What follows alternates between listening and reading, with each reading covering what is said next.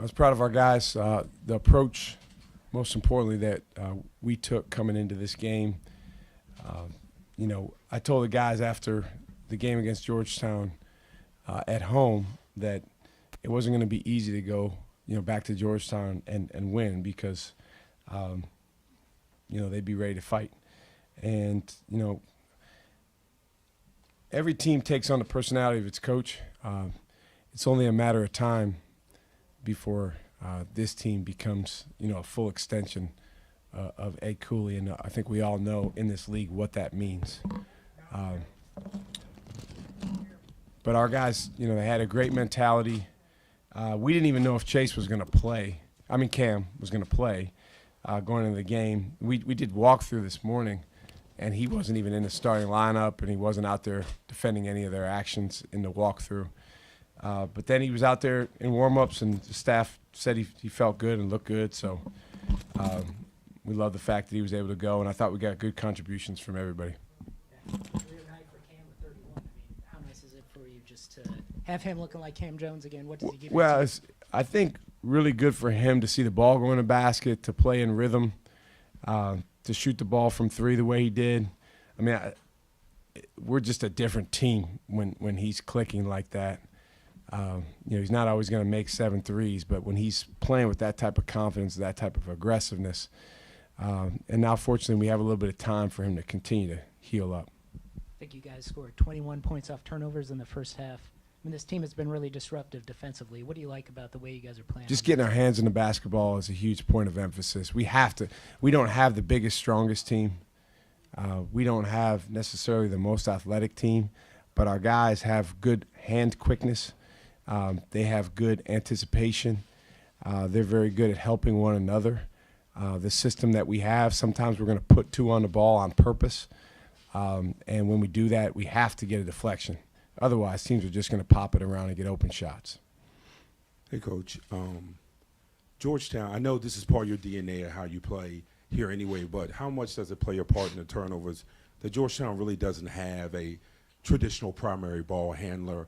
And when you watch film, did you know that you could get these type of turnovers, these type of runouts? Well, we felt like, obviously, Epps being the leading scorer in the conference, the first order of business for us defensively was to try to make things as challenging as possible for him to get a lot of good looks at the basketball, at the basket. He shot 27 times in their last game against Providence, so that's scary going into any game when you know a guy is before you even talk about efficiency, able to get that many shots up. I thought Stevie and the rest of our guys did a nice job trying to stay attached to him. One time we left him, and he made a 3 over by their bench. But certainly, we want to be aggressive against everybody, every team we play. But if there's a team where the leading scorer is also the point guard, then we want to even ramp it up a little bit more because maybe if that can affect their ability to get the ball moved around, then that's to our advantage. And you're on a good stretch right here with another win today. Is this team hitting the stride where you thought it would be right now, and is there a ceiling more to get to that ceiling out of this group? Oh yeah, we can keep getting better. The thing about the Big East is each of these games takes on a life of its own, so it's really hard to compare from game to game. But I think in terms of our mentality, which always comes first before how we play, we have been hitting a stride. I think our guys' approach on the road has been much, much better the last 4 times we've gone on the road compared to maybe some of our games a little bit earlier in the year. And our guys are playing for each other. If you play for each other, you have a real chance to do something special and to enjoy the heck out of it while you're doing it. But there is a danger in, if you've won a couple games in a row, feeling like winning is just going to happen or taking winning for granted. And we absolutely cannot do that. We have 7 days until we play again.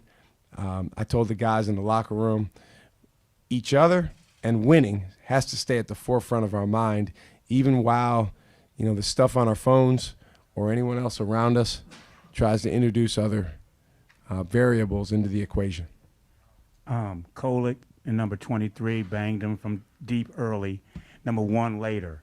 Why were they so open? I mean, nobody really closed out. They were wide open shots.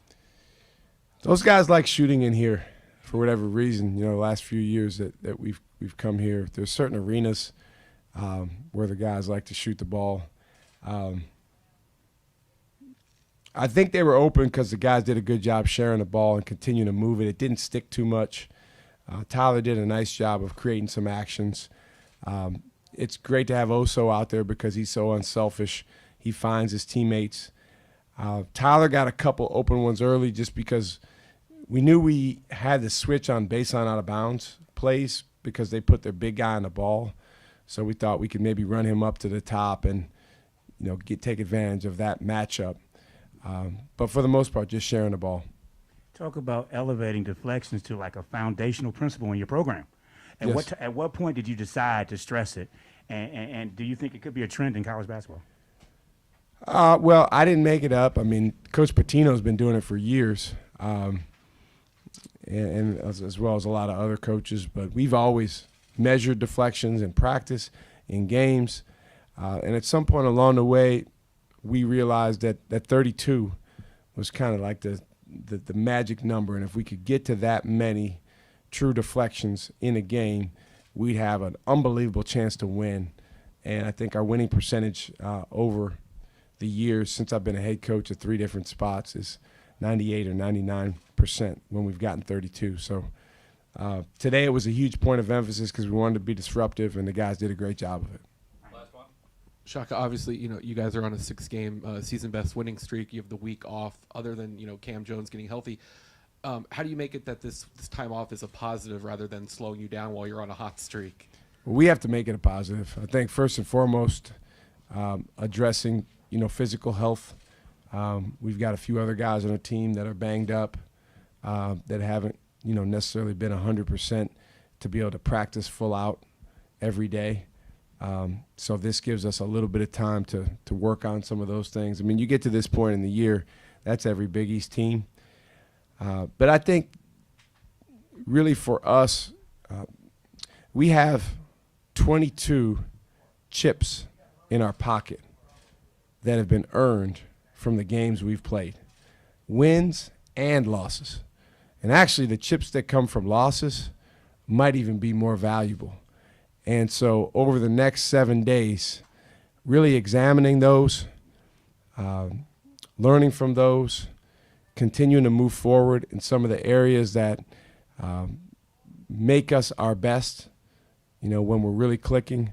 And then understanding that even though we don't have a game tomorrow or the next day or the next day, there's still an urgency that has to exist in our minds if we want to move towards doing something special later in the year. That's it. Thanks. Thank you, guys. Thank you. Good luck. Thank you, guys. All right.